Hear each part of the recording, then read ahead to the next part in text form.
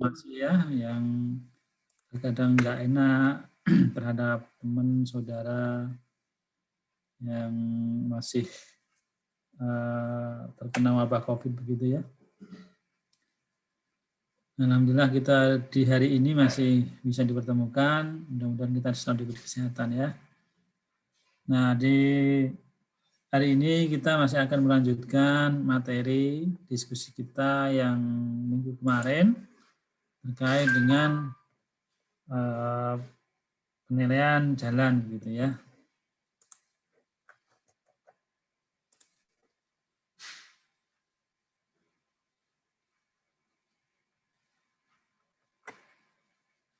Yang izin Samuel ya? Iya Pak, Samuel izin. Oke ya, nggak apa-apa. Oke teman-teman, sebelum kita lanjutkan akan sedikit saya review terkait dengan materi kemarin.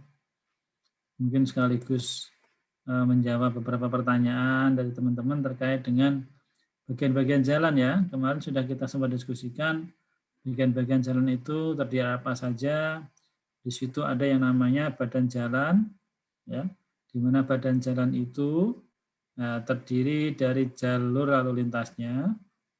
Nah, nanti kita akan hitung namanya perkerasan jalan ya. Kemudian ada bahu jalan di kanan dan kirinya. Bahu jalan ini tergantung situasinya. Kalau kita menghitung jalan, konsep jalan dengan tanah biasanya ini bahu jalan biasanya tidak diaspal. Ya, biasanya tidak diaspal, hanya perkerasan gitu. Biasanya hanya batu-batu kecil. Kemudian ada selokan. Kemudian ada batas pengamannya dan ada namanya rumija ya, ruang milik jalan. Di sini ya. Nah, pertanyaan lain adalah bagaimana mekanisme pencatatan di dalam BMN terhadap tanahnya. Berapa sih batas luas tanah versi BMN gitu. Nah, BMN itu pencatatan barang milik negara berupa jalan itu sampai ke batas rumija saja ya. Jadi batas rumijanya. Jadi sampai ke rumija. Kemudian kalau yang ruasja ini dia sudah hak kepemilikan orang lain. Ya, sudah hak kepemilikan orang lain sehingga ruasja ini kalau kita kemarin diskusi terkait dengan adanya garis sempadan jalan, maka ruasja ini salah satunya diantaranya termasuk garis sempadan jalan itu. Ya, jadi batas tidak boleh dilakukan pembangunan gitu ya. Itu namanya ruasja kalau di dalam jalan ini ya. Kemudian pertanyaan berikutnya kemarin adalah bagaimana kalau kita menghitung jalan yang bersifat di atas ya berupa mungkin flyover dan sebagainya ya. Maka penilaiannya itu tidak menggunakan konsep penilaian jalan ini. Nah, ini kan nanti menggunakan DKPJ ya berupa jalan. Nah, untuk yang jalan yang di atas, yang flyover ataupun tol di atas itu, maka dia perhitungannya menggunakan jembatan. Ya, jadi dia menggunakan jembatan. Sehingga akan ada kemungkinan kalau misalnya kita diminta melakukan penilaian jalan tol, nanti kita akan menilai dengan menggunakan jalan, ya, DKP jalan, ataupun bisa juga dengan menggunakan DKP jembatan. Karena ada konsep nilai tanah dan jalannya yang akan dihitung, yang tentunya akan menggunakan pendekatan DKP jalan, ya. Tapi ada juga nanti jalan yang sifatnya di atas sungai, gitu ya, atau mungkin di atas gunung dan sebagainya yang melewati bukit-bukit begitu. Nah itu nanti konsepnya menggunakan penilaian jembatan, ya. Nah, jadi nanti akan menggunakan daftar komponen penilaian jembatan. Oke ya, sebelum saya lanjut, apakah ada yang mau ditanyakan? Oke, kalau nggak ada, mungkin bisa saya lanjutkan ya.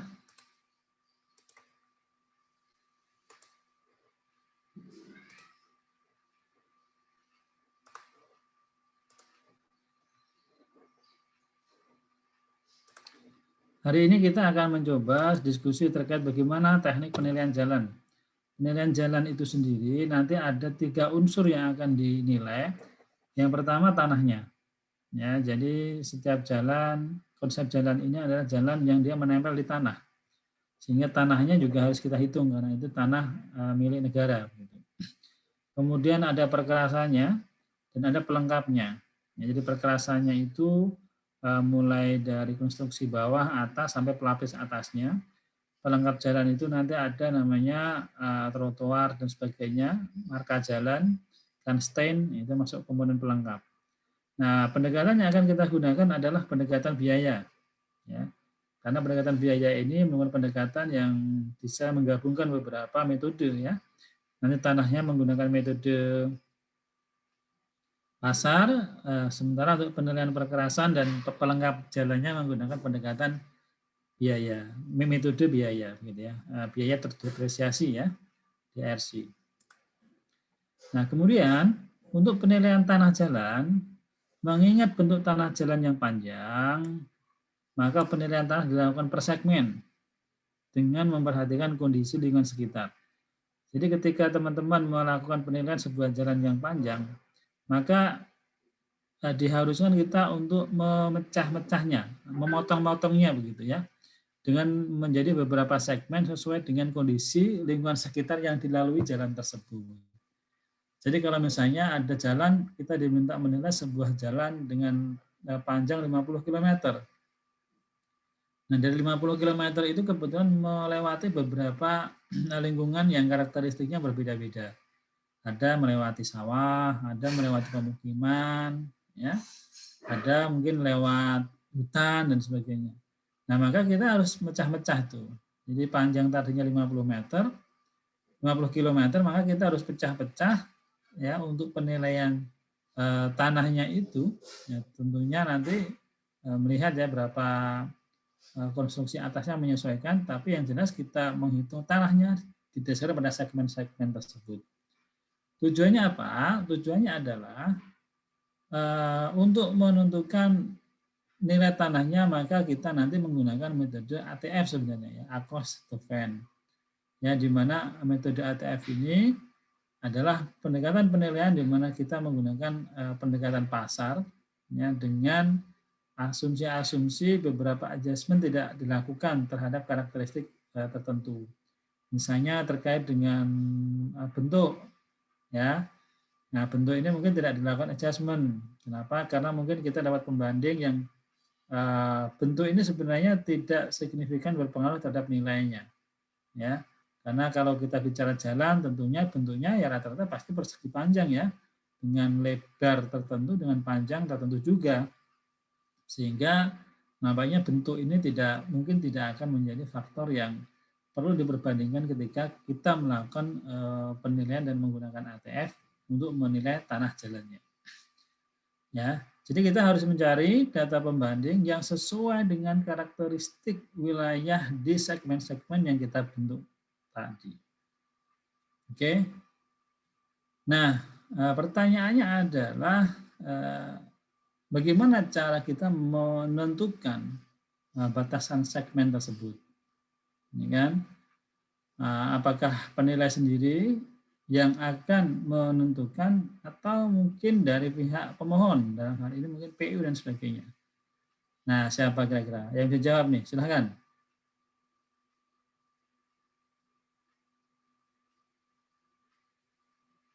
Siapa yang menentukan segmentasi ini siapa? Dona, ayo Dona, bisa jawab? Menurut saya penilainya sih Pak. Oke ya, penilai ya. Ya. Makanya tadi di awal saya sampaikan bahwa penilai nanti memutuskan segmen-segmen dari panjang jalan ini ya sesuai dengan karakteristik lingkungan sekitarnya. Ya, oke jadi penilai. Nah pertanyaan berikutnya adalah bagaimana kalau kita menemui kasus di mana dalam satu segmen yang sama begitu ya, itu kanan dan kiri jalannya berbeda.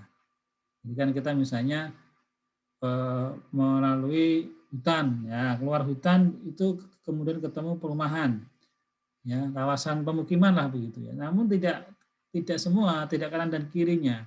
Kanannya pemukiman, kirinya ternyata misalnya pertanian gitu.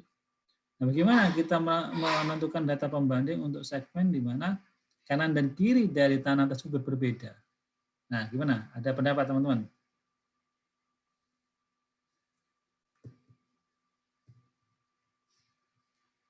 Silakan. Asal jawab aja nggak apa-apa. Bisa menjawab Pak. Oke, apa disesuaikan lebih mana yang condong kayak pakai proporsi gitu Pak? Karakter Bagaimana? dari jalannya tersebut itu lebih condong kemana gitu? Ya, kalau misalnya tadi 50-50 misalnya. Ya, kebetulan ini panjang satu segmen ini adalah 3 kilo. Kebetulan sama nih, sebelah kirinya 3 kilo itu perumahan semua. Sebelah kanannya 3 kilo itu persawahan begitu ya. Jadi kalau di kita sering melewati Pantura begitu ya. Di Pulau Jawa itu ada namanya Pantai Utara Pulau Jawa. Ya kan, Pantura ini adalah jalan nasional. Ya, jadi karakteristiknya berbeda-beda itu. Ada yang model begitu. Jadi di kanan dan kiri itu berbeda. Nah, kirinya apalagi kita kalau lewat daerah Demak gitu ya. Kawasan Demak itu kanan kirinya beda. Sebelah kanan kalau dari Semarang itu daerah-daerah persawahan. Ya kan, kirinya perkampungan. Nah, bagaimana kita menentukan nilai jalannya ini?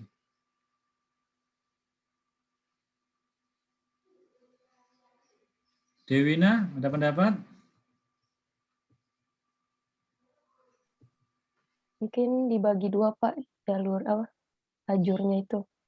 Jadi setengah kan kanan kiri beda Pak. Jadi yang kiri sesuai dengan lingkungannya gitu. Oke, 50-50 begitu ya. Ada 50-50. Oke. Yang lain ada pendapat? Kalau saya nunjuk ini biasanya yang kelihatan di Zoom saya nih. Jadi kalau nggak kelihatan, kadang bisa kelewat ini. Makanya yang nggak kelihatan ngomong ya. Jadi ada yang kelihatan di layar, ada yang enggak kan? Oke, yang kelihatan di layar deh. Saya langsung tunjuk aja ini. Tamara, di gimana Tamara? Pendapatnya Tamara? Kalau menurut saya itu Pak, ditambahin terus di rata-rata gitu Pak. Rata-rata ya. Iya. Oke, jadi begini. Nanti memang secara teori nih ya, tidak ada aturan baku terkait itu karena namanya penilaian itu tentunya akan melihat langsung di lapangannya, kondisi di lapangan seperti apa. Makanya penting banget ketika kita melakukan penilaian tanah itu tentunya adalah analisa pasarnya ya. Pasarnya mengatakan seperti apa. Ya. Nah, memang ada beberapa versi dan itu tidak salah begitu ya. Yang jelas nanti tergantung dari bagaimana argumen teman-teman di dalam menentukan penilaiannya. Ya. Kalau argumen Dewina dan Tamara tadi dengan asumsi tadi saya kasih contoh kanan dan kiri memang berbeda dengan jumlah yang sama 50-50, ya tidak ada masalah ketika mungkin Dewina dan Tamara melakukan penilaian mencari melakukan 2 kali penilaian ya, kemudian dilakukan rata-rata, yang nggak salah juga. Ya, artinya mencari data pembanding ya dengan karakteristiknya adalah karakteristik pemukiman ya, kemudian dilakukan perhitungan ketemu berapa, kemudian perhitungan yang lain melakukan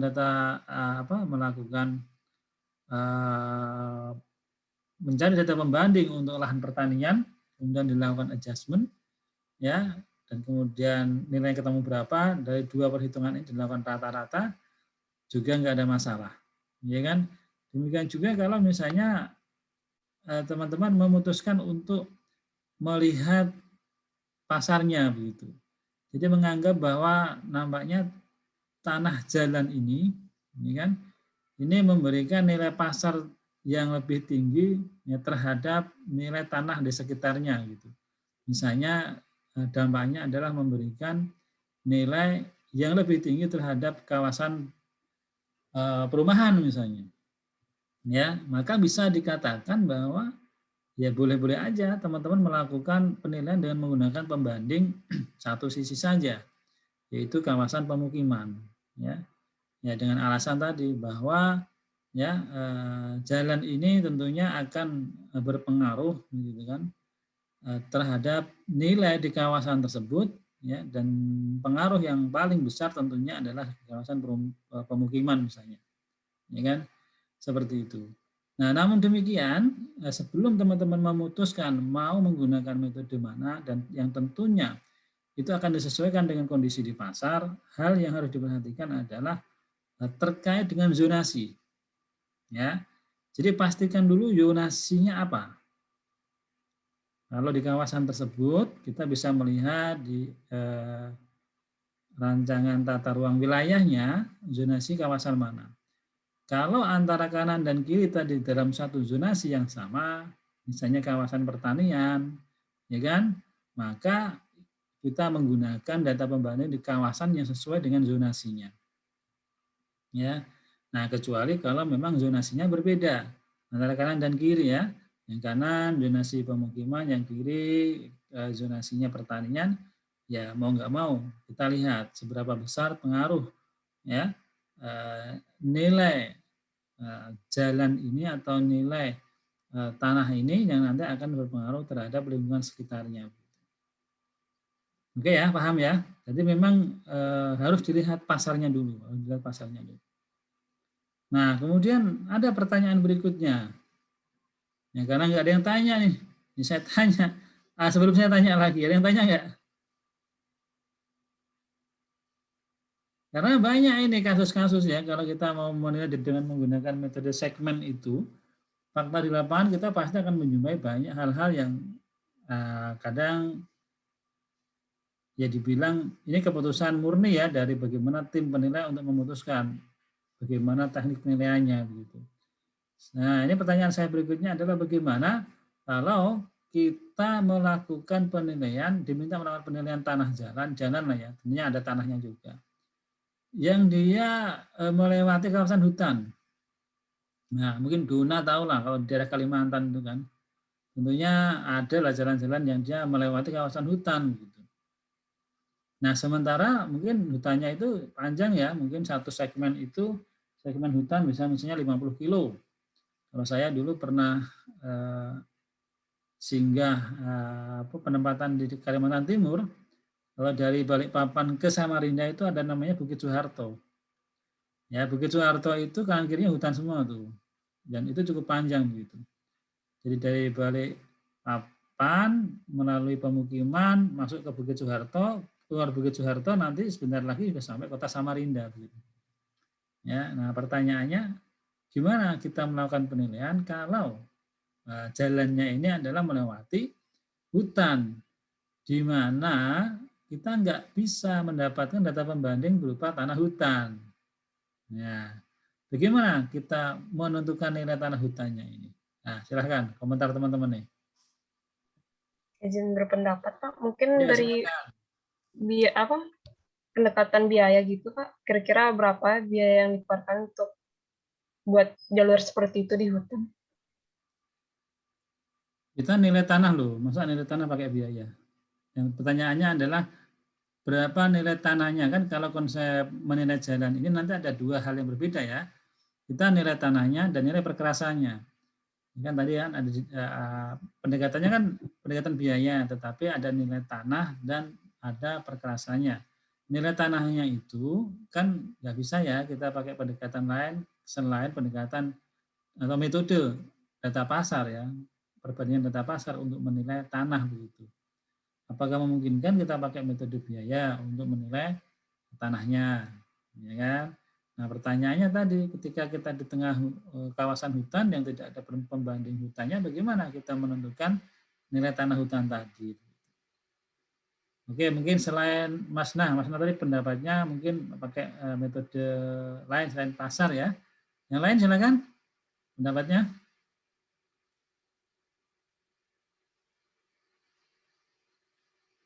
Saya tunjuk nih. Kalau nggak ada yang ngomong ya saya tunjuk. Siapa nih ya? Yang nggak pernah, yang nggak ada fotonya, yang nggak kelihatan mana ya? Muhammad Rafi. Nah, Rafi, halo Rafi, apakah masih hadir?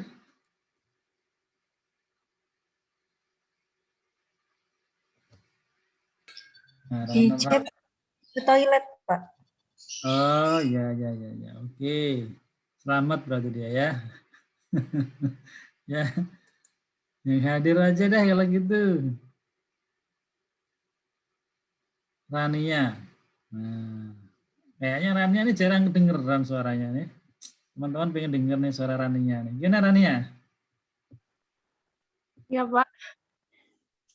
Selain pakai data pasar, Pak. Metode pasar, Pak. Maksudnya pakai data pasar atau selain pasar? Tadi Mas Nah tadi udah jawab selain pasar nih. Pasar, Pak. Mau pakai pasar. Caranya gimana? Lain, Pak. Hah? Lain pasar. Pakai apa kalau selain pasar? Biaya mungkin ya, Pak. Ya kan kalau pendekatan kan ada 3 kan, ada biaya, pendapatan, pasar. Nah, kalau pasar pernah nggak teman-teman diskusi penilaian tanah menggunakan selain pasar, ada nggak? Pendapatan, Pak. Pendapatan. Ya, kalau mau disewakan, ya kan? Kalau asumsinya tanahnya bisa menghasilkan pendapatan. Nah, ini jalan nasional ya kan? Kalau jalan tol bisa lah kita menghitung tanahnya pakai pendapatan begitu ya. Nah, ini jalan nasional yang tidak ada tarif ini. Ya kan? Dari ini, Pak, produktivitas hutan itu, Pak, entah dia hutannya karena hutan industri atau kalau dia alam pakai penilaian sumber daya alam mungkin, Pak, dari berapa sih alam yang dikorbankan gitu, Pak. Nah, berarti yang menghitung pendapatan hutannya ya, metode pendekatan hutan, nanti ujungnya penilaian hutan itu ya. Penilaian hutan untuk mengetahui nilai tanahnya begitu ya. Oke, jadi begini teman-teman. Jadi kita penilai itu tidak ada alasan untuk tidak bisa mengeluarkan nilai. Itu tabu itu. Jadi kalau sudah sana nilai gitu. Waduh, kawasan hutan nih. Gimana nih cari pembandingnya? Tengah hutan nggak dapat dan sebagainya kan gitu. Itu hal yang pastilah kita akan jumpai ya kalau kita penilaian jalan. Nggak selamanya penilaian jalan itu mulus kan begitu. Nah, karena prinsipnya adalah bahwa nilai itu harus keluar, tentunya pendekatan yang paling memungkinkan ketika kita menilai tanah jalan adalah dengan metode data pasar. Masalahnya tadi, data pembanding hutannya nggak ketemu, gimana solusinya? Nah, solusinya adalah kita mencari pembanding ya di luar wilayah hutan yang paling terdekat. Oke. Jadi yang terdekat apa? Ya tentunya sebelum masuk hutan dan setelah keluar hutan dong. Kan begitu. Jadi carilah pembanding sebelum masuk hutan dan carilah pembanding setelah keluar hutan. Jangan satu sisi ya, tetap 2 sisi. Ya, tetap 2 sisi. Nah, kemudian ya tentunya kita melakukan adjustment. Nah, kan adjustment terkait dengan zonasinya, peruntukannya begitu ya. Kebetulan hutan tadi zonasinya adalah untuk hutan, kawasan hutan lindung dan sebagainya. Sementara zonasi pembanding kita kemudian di perumahan atau pertanian gitu ya. Nah, yang kita mungkin ketemu data pembanding di daerah situ gitu. Sehingga perlu ada adjustment gitu. Oke, jadi tetap kita menggunakan pendekatan pasar dengan mencari pembanding di 2 sisinya ya, dan kemudian dilakukan adjustment. Kenapa harus di 2 sisi begitu? Karena karakteristik 2 sisi bisa berbeda dari hutan, dari luar hutan ini ya. Sebelum masuk hutan bisa aja pemukiman, begitu keluar hutan bisa aja dia pertanian gitu. Ya, sehingga harus tetap kita mengambil 2 sisi. Selain juga tentunya dua wilayah ini ya sebelum dan setelah hutan ini tentunya nilai akan dipengaruhi oleh sejauh mana dia berdekatan dengan CBD kan begitu kan. Siapa tahu yang sebelum masuk hutan ini ternyata lebih dekat dengan CBD, gitu, sehingga tanahnya relatif tinggi. Sementara setelah keluar hutan, lahan pertanian dan sebagainya ini jauh dia dari CBD, sehingga nilai tanahnya cenderung turun. Gitu.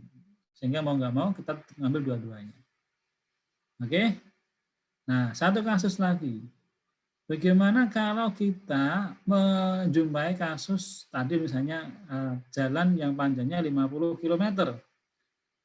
Namun 50 km itu hanya satu segmen saja. Semua pertanian, semua. Ada pemukiman sepanjang 50 km. Bagaimana kita mencari pembandingnya? Nah, gimana nih? Dan berapa data pembanding yang akan diambil? Ya, siapa yang belum ngomong tadi? Siti. Gimana Siti? Iya, Pak. Ya, gimana kalau ada kasus tadi? Gimana cara mencari pembanding? Mana tadi putus-putus. Ya, jadi kalau kita diminta menilai satu segmen yang panjang banget ya, mungkin contohnya 50 kilo gitu kan. 50 kilo, lebarnya 15, ya kan lumayan itu. Nah, sementara hanya satu segmen, kita nggak pecah-pecah karena segmen ini kan disesuaikan dengan lingkungan ya. Lingkungan misalnya pemukiman semua atau mungkin pertanian semua sejauh 50 km. Nah, bagaimana kita menentukan pembandingnya? Caranya gimana? Bisa. Mungkin bisa coba cari lewat internet gitu, Pak? Iya, betul sekali. Tapi internet yang di mana lokasinya?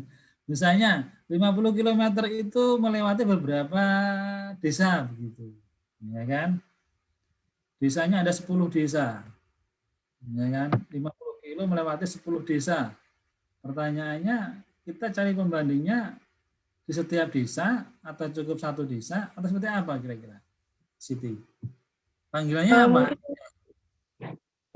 pertama cari di desa yang paling dekat dulu, Pak. Ya, terus? Ya, kalau nggak ada ya udah berarti cari di semuanya. Oke, jadi kembali teman-teman ke konsep dalam mencari data pembanding. Ya kan, data pembanding ini kan harus mencerminkan atau mewakili dari karakteristik objek yang kita mau nilai ya. Sehingga kalau objeknya itu panjang dengan melewati berbagai wilayah begitu, maka yang harus dipastikan adalah kita harus mencari data pembanding yang merata di sepanjang jalan itu. Nah, bagaimana konsep merata ini? Merata ini ya minimal berarti di ujung-ujungnya ini kan harus ada. Jadi dua ujungnya dan tengah begitu. Ini kan? Kalau kita mau cari data pembanding ya mulainya kita ambil, di tengahnya kita ambil, dan di ujungnya kita ambil. Gitu. Ya. Nah, kalau kita ketemu 3 data pembanding ini, maka ini nanti sudah mewakili ya dari sepanjang jalan itu. Jangan kita mengambil yang hanya mungkin satu sisi. Ya, sama tadi seperti hutan ya. Kita hanya ngambil yang dimulainya segmen saja. Segmennya mulai kilometer 10 misalnya. Nah, kita ketemu nih hanya di kilometer sampai dengan 10 ke 20 misalnya. Udah data pembanding itu aja, yang lain nggak dibaca gitu.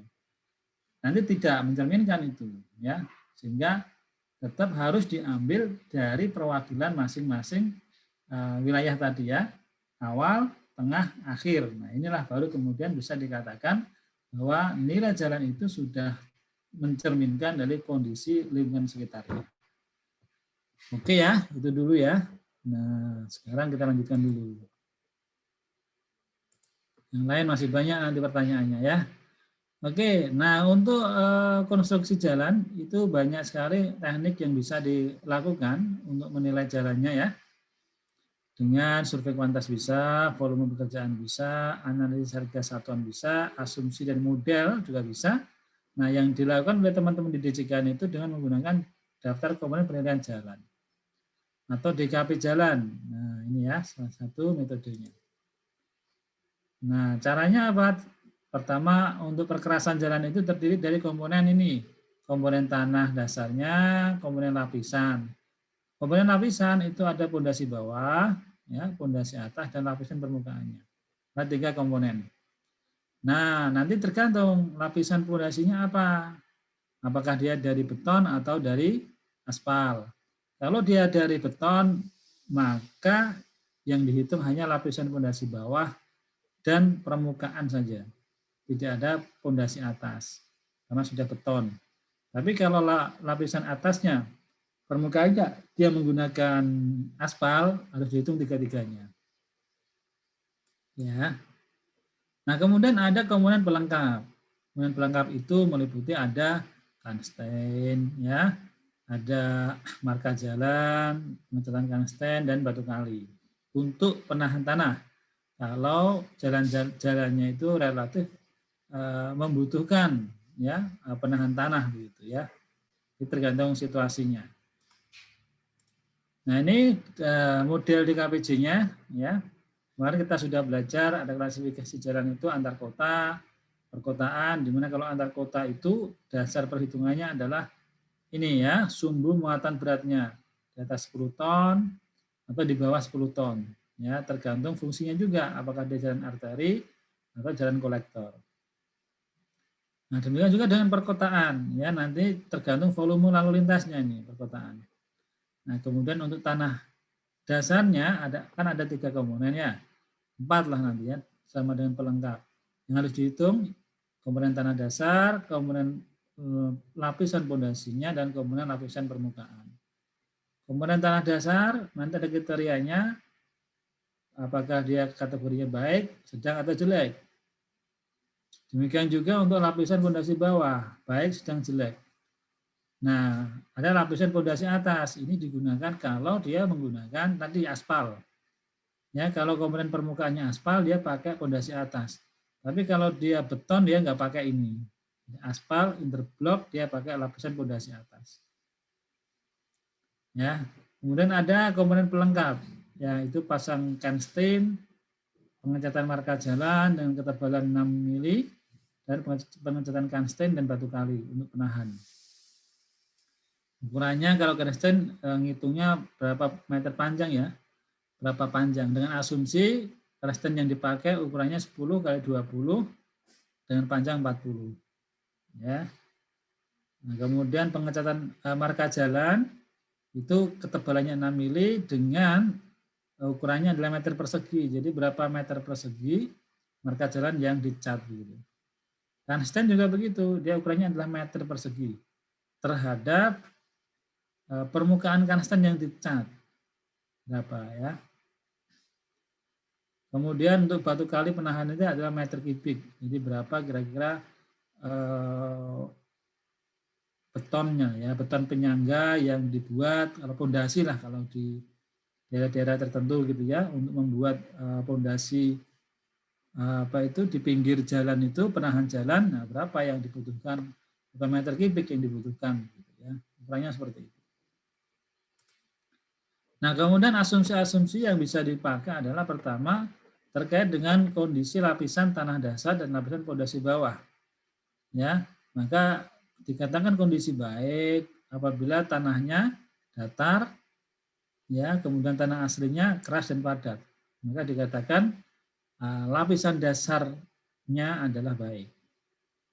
Kemudian kalau tanahnya di daerah perbukitan, ya, atau miring, memerlukan pengerukan penggalian tanah kurang stabil, kategori pondasinya adalah dia sedang. Kemudian kalau tanahnya tanah tergenang, tanah rawa, memerlukan penimbunan, ya, lunak dan sebagainya, maka kategori pondasinya adalah jelek. Ya, dan ini ya ini tergantung kawasannya ya. Biasanya kalau di daerah Kalimantan kita banyak jumpai daerah-daerah yang rawa begitu ya. Nah, ini konstruksi berarti kategorinya jelek. Nah, kemudian kondisi lapisan permukaan. Nah, ini kalau lapisan permukaan tadi kan ada aspal gitu ya. ada beton. Nah, kalau lapisan permukaan ini ketika tidak ada retak, ya kan, kemudian ada sedikit deformasi ya, karena bekas-bekas mau kendaraan begitu ya, maka kategorinya sangat baik. Kalau ada retak halus, nah kategorinya baik. Nah, kemudian kalau retaknya sedang, kondisinya sedang, kalau banyak retaknya, ya kan, termasuk kategori jelek. Nah, pertanyaannya adalah, nah ini saya tanya lagi. Atau sebelum saya tanya, ada yang tanya? Izin bertanya, Pak. Wah, tanya dulu. Namanya lebih suka bertanya daripada ditanya nih. Siapa yang bertanya tadi? Adel ya? Bukan. Siapa tadi? Yang cewek duluan aja, Pak. Izin Pak, kalau misalnya jalannya panjang, terus kondisi antar jalannya itu nggak sama Pak. Maksudnya ada bagian yang kondisinya baik, sedang sama jelek gitu Pak. Biasanya, tapi jalannya nyambung satu segmen gitu Pak. Oke, pertanyaan bagus. Jadi bagaimana ketika kita menjumpai kondisi jalan yang kondisinya tidak rata atau tidak sama begitu ya? Nah, jadi konsep ini kan nanti penilaian itu dia ada modelnya adalah kapan terakhir dibuat jalan itu dan kapan terakhir pelapisannya. Ya kan? Itu yang menentukan umur efektifnya kan begitu. Baru kemudian kita bicara penyusutannya. Ya kan? Penyusutannya itu akan sangat tergantung dari ini tadi kan. Kondisinya. Nah, pertanyaannya bagaimana kita menentukan penyusutan untuk sepanjang jalan itu dengan melihat kondisi ini, ya kan? Nah, tentunya yang dilihat adalah secara keseluruhan, ya. Jadi bukan hanya misalnya satu segmen yang kita nilai 5 km, lubangnya cuma ada di 2 tempat saja misalnya. Itu tidak bisa kita mengatakan itu jelek gitu. Ya. Jadi dilihat itu juga ya, kalau lubangnya mungkin kecil-kecil tidak signifikan ya kan. Nah, ini saya bicara lubang ya. Nanti ada yang berlubang, ada yang retak gitu ya. Itu kan tidak mencerminkan jalan itu secara keseluruhan gitu. Nah, kondisi ini kita melihatnya adalah secara keseluruhan atau mayoritas gitu. Jadi kita sering lewat jalan kan. Kalau teman-teman di daerah Semarang, pasti ngerti lah ya. Kalau di daerah Pantura yang daerah terminal itu, ya kan, itu ketahuan. Rata-rata ini jalannya jelek ini, ya banyak berlubang-lubangnya dan sebagainya. Nah itu otomatis kategorinya jelek, ya. Tapi kalau mulus, ada satu lubang saja, gitu, atau retak sedikit saja, ya kan, itu dilihat-lihat. Ya, jadi yang harus diperhatikan adalah bagaimana ya teman-teman melihat secara keseluruhannya ya dibanding dengan kerusakan-kerusakan yang ada itu. Gitu ya, Pak Masnah ya. Baik Pak, terima kasih. Nah, itu ada, misalnya 50%-nya baik terus 50%-nya sedang itu gimana Pak? Maksudnya masih nggak paham sih cara ngambil secara keseluruhan itu gimana? 50% baik, 50% sedang begitu ya. Atau ada bagian yang jelek 30%, terus yang sedangnya 20, yang baiknya 50, itu gimana sih, nggak paham Pak gimana presentasinya gitu?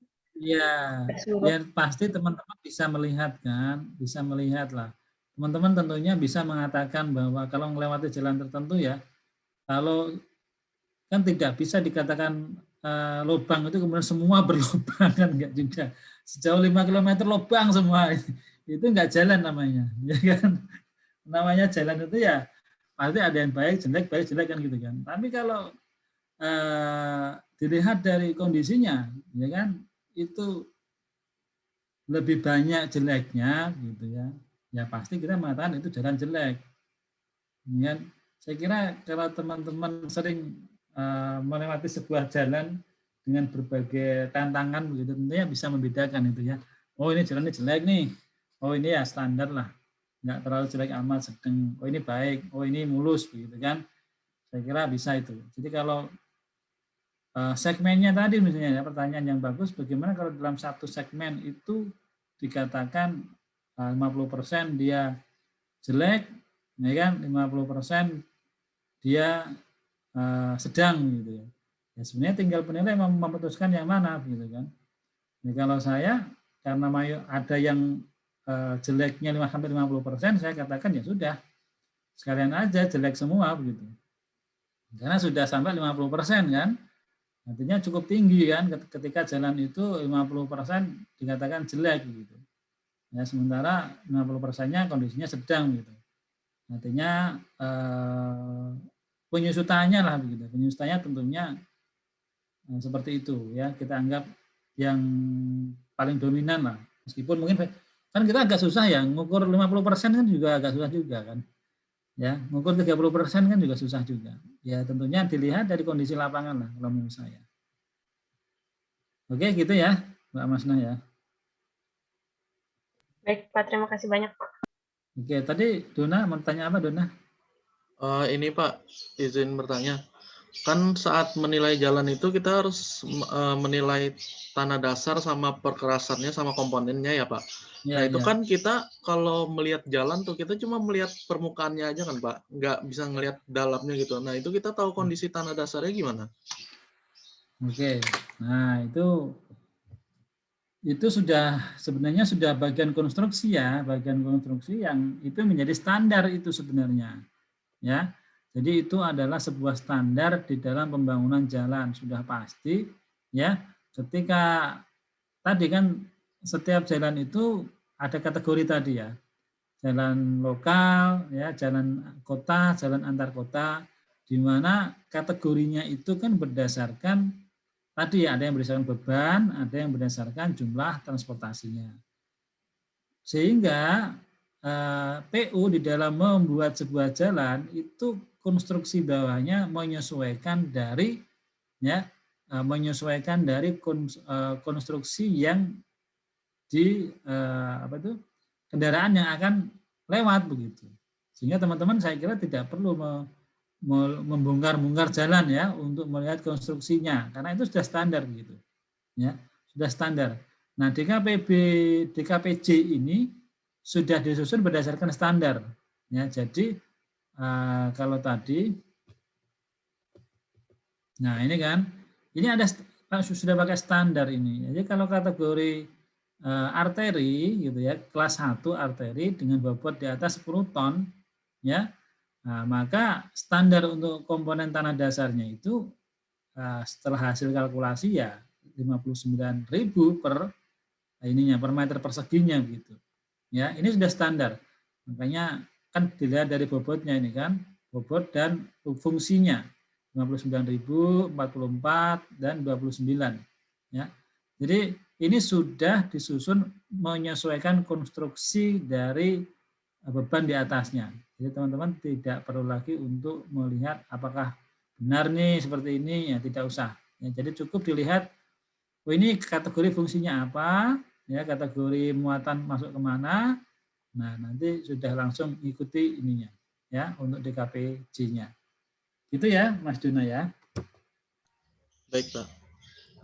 Oke, saya lanjut dulu. Nah kemudian kita juga mengenal nanti ada istilahnya koefisien, ya koefisien daerah. Nah koefisien daerah itu diperlukan ya karena apa? Karena ini DKPJ disusun dengan basicnya adalah Kota Jakarta. Jadi dia disusun dengan perhitungan biaya kos di Provinsi Jakarta. Sehingga untuk ke kawasan-kawasan yang lain dia ada koefisien daerah. Kemudian tabel penyusutan juga dibedakan ya antara penyusutan untuk antar kota, untuk jalannya ya, untuk perkerasannya. Jadi tadi kan ada tiga faktor ya, ada lapisan dasar, ada lapisan permukaan, ada konstruksi dasar, lapisan permukaan, dan pelengkap. Nah, yang ada penyusutan itu adalah yang bagian atas. Ya, konstruksi bawah itu nggak ada penyusutan. Ya, karena ya itu tadi asumsinya sama begitu. Sehingga yang ada penyusutan itu yang rusak biasanya bagian atas kan. Nah, itu makanya disesuaikan ya untuk tabel penyusutannya. Kenapa dibedakan antar kota dan perkotaan? Karena tadi bebannya berbeda, ya, sehingga penyusutannya tentunya berbeda. Oke, saya lanjut dulu. Nah, ini kalau besarnya penyusutan untuk komponen pelengkap. Ya, komponen pelengkap tadi ada Kanstein, ada marka. Nah, jika kondisinya sangat terawat, maka dianggap kondisinya sangat baik, penyusutan sampai 10%. Terawat 10-25, sedang cukup terawat 25-75, dan seterusnya. Terbengkalai, ya, kondisi terbengkalai nggak kerawat begitu ya, kondisi jelek sekali, maka kategorinya adalah sampai di atas 80%.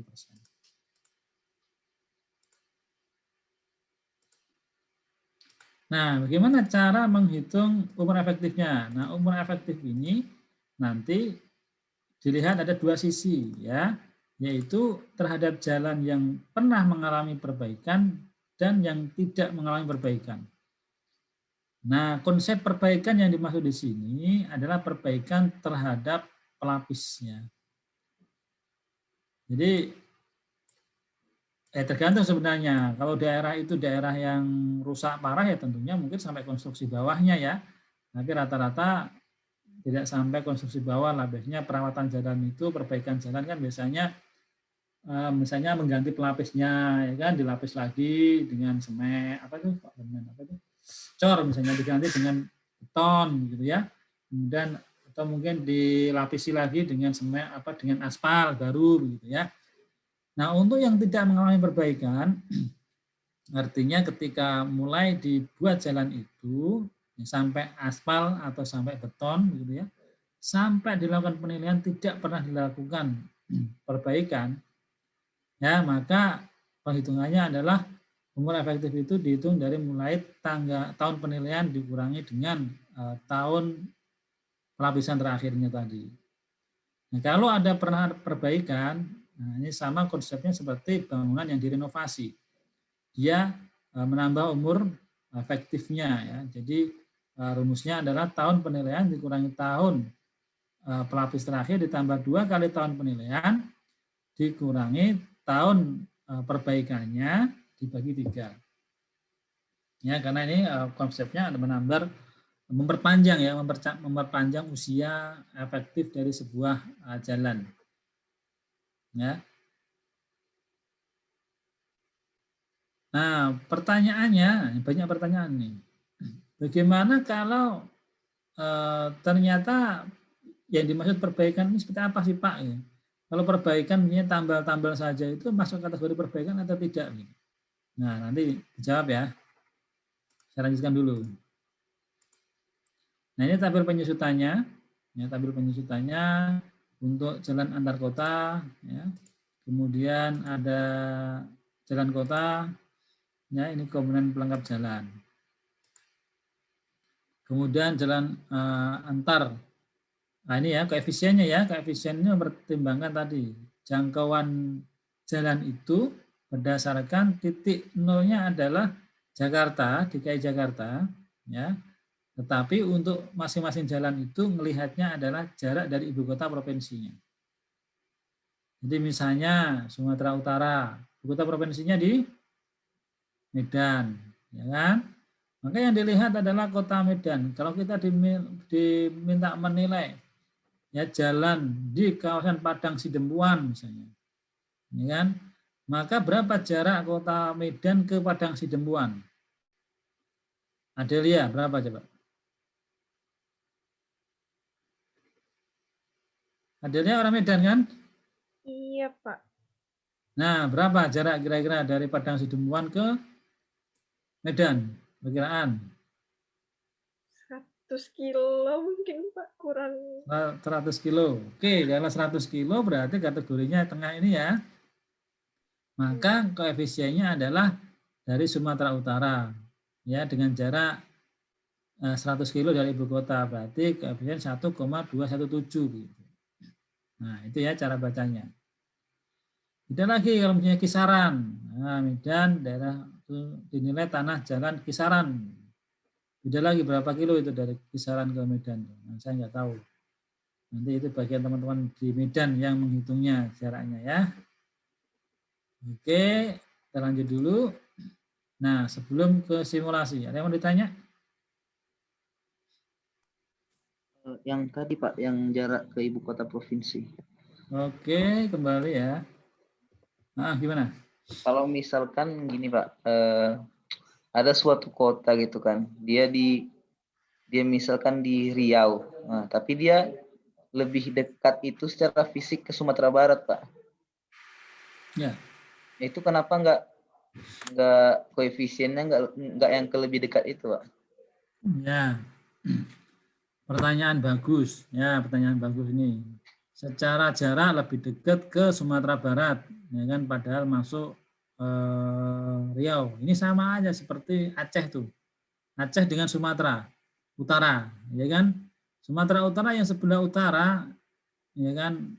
Itu mungkin kalau atau mungkin kebalikannya lah ya, Aceh bagian selatan gitu ya. Lebih dekat ke mana? Apakah dia lebih dekat ke Aceh atau lebih dekat ke Medan gitu. Banda Aceh apa lebih dekat ke Medan gitu kan. Nah, cuman kan harus ada standar ini. Harus ada standar. Kalau tidak dibikin standar begini nanti akan menyulitkan teman-teman begitu. Karena apa? Dia harus menghitung jarak di setiap ibu kota. Wah, ini saya jaraknya kemana dan harus pakai koefisien yang mana begitu. Ya. Nah, sehingga yang ditentukan adalah tentunya berdasarkan wilayah provinsinya. Sama konsepnya seperti penyusunan DKPB bangunan. Penyusunan bangunan itu constraint-nya adalah satu kabupaten, ya kan? Kemudian kalau nggak bisa lihat provinsi, ya kan? Bukan lihat jaraknya. Makanya kemarin kan sempat kita diskusi. Ini gimana nih kawasan daerah Bogor, gitu kan? Bogor ini kalau dihitung jarak mendekati Jakarta, tapi koefisiennya dia ngikut Bandung, ya kan? Kenapa? Karena dia memang ibu kotanya di Jawa Barat, maksudnya Bandung gitu. Ya. Jadi memang koefisien ini ya sudah mempertimbangkan termasuk tadi itu beberapa faktor-faktor ya tentunya banyak faktor lah ya yang dipertimbangkan sehingga memang harus memilih untuk kedekatannya ke ibu kota provinsi. Soalnya seperti itu, Mas. Jadi mungkin saya soalnya juga tidak terlibat di dalam penyusunan standar ini ya, sehingga kurang paham juga bagaimana dasarnya dapat angka ini, gitu ya, dan dikatakan harus dekat dengan ibu kota provinsi. Namun demikian, yaitu tadi ini untuk keseragaman saja. Kalau tidak diatur seperti itu, tentunya akan sangat menyulitkan buat teman-teman ketika melakukan penilaian. Itu ya, Mas Haddad ya. Iya Pak, terima kasih Pak. Oke, saya lanjutkan dulu ke simulasi. Tadi kayaknya ada pertanyaan saya yang belum terjawab tadi. Tapi nggak apa-apa. Ini dulu simulasinya. Saya ambil contoh nih ya, simulasi sebuah penilaian jalan di kawasan Jakarta. Masuknya jalan antar kota. Ya. Kelasnya 3A, jalan arteri, panjang jalannya 47.620, lebar jalannya 15 meter. Ya. Ini kalau saya perkirakan ini jalan Jakarta arah Tangerang lewat ini ya, lewat jalur tol itulah ya. Bukan sekarang sih bukan tol, bisa dikatakan bukan tol lagi sebenarnya. Beberapa tol, beberapa enggak gitu ya. Nah, lebar ada 3 jalur, ya, 2 jalur 3 lajur, berarti ada 6 lajur ya, 6 lajur dengan 2,5 meter. Ini ya benar, kayaknya ini jalan tol ini. Luas tanahnya 809.000, luas perkerasannya sekian, trotoar sekian, ini semua sudah diketahui ya. Nah, ini nanti prinsipnya adalah hasil pengecekan di lapangan ya teman-teman ya. Ini karena cuma soal sudah diketahui, tapi prinsipnya nanti untuk menentukan luasnya ini adalah hasil pengecekan di lapangan. Tentunya berkoordinasi dengan instansi yang terkait, jasa marga, kemudian PU, begitu ya. Nah, kalau PU itu mereka ada data detailnya itu. Kenapa? Karena ini terkait dengan pemeliharaan jalan. Ya, jalan itu ada biaya pemeliharaannya, setiap tahun ada. Sehingga mereka punya data berapa sih luas perkerasan di jalan ini misalnya. Itu ada datanya, ya. Jadi teman-teman sebenarnya tidak perlu mengukur lagi ya, ukurannya tanya ke satkernya. Tinggal nanti cek ke lapangan itu melihat kondisinya saja. Oh, kondisinya ini pelapisnya sedang, pelapisnya baik, ya kan? Kondisi tanahnya melalui tanah darat keras, gitu ya. Jadi secara umum saja sebenarnya untuk melakukan pengecekan fisiknya. Kalau berkaitan dengan panjang, lebar, ini datanya sudah ada. Kemudian lapisan permukaannya ada yang beton, ada yang aspal. Lapisan permukaan sedang, komponen pelengkapnya sedang, tahun penilaian diasumsikan 2014, dan pelapisnya tahun 1980. Nah, jadi anggapnya ini ada perbaikan di tahun 2009, sehingga umur efektifnya adalah setelah dihitung ketemu 14,67. Ya, 14,67. Oke. Nah, ini cara menghitungnya. Pertama, kita menghitung nilai pasar tanahnya yang tadi kita diskusikan dengan menggunakan ATF. Ya, ini asumsinya nilai pasar tanah diketahui, ya. Dan kebetulan ini asumsinya dibagi 3 segmen. Asumsinya ya, ada 3 segmen. Karena kita menghitung nilai pasar tanah, maka lebarnya yang hitung, panjang dan lebar ini dihitung berdasarkan panjang dan lebar tanahnya. Ya, jadi tanahnya lebarnya 17 ketemu. Nah, kebetulan ini ada pelapisnya 2 segmen dari beton, 1 segmennya aspal. Dihitung berapa nilai pasar tanahnya dengan menggunakan pasar tadi, ketemulah nilai pasar dari tanahnya. Baru kemudian kita menghitung pelapisnya, ya, perkerasannya. Nah, perkerasan itu kan ada 3 hal yang dihitung. Pertama adalah tanah dasar dan lapisan fondasi. Ya, ini yang membedakan adalah ini, apakah dia pakai beton atau apakah dia pakai aspal. Ya, pertama kalau pakai beton, tanah dasarnya baik. Nah, kita lihat di sini ya. Komponen tanah dasar baik, ya kan? Dia masuk kategorinya ini. Ya, kategorinya dia 3A, berarti 44, 3, 3, 4. Oke. Kemudian lapisan pondasinya baik. Lapisan pondasi berarti masuk sini ya. Lapisan pondasi baik. Oke, di sini nah 92. Oke. 92. Nah, kalau kita lihat baik dengan menggunakan aspal maupun dengan beton sama. Ya. Yang bedakan di sini aja, lapisan pondasi atas. Kalau dia menggunakan beton maka dia tidak ada. Ya, karena sudah termasuk dalam lapisan permukaan beton.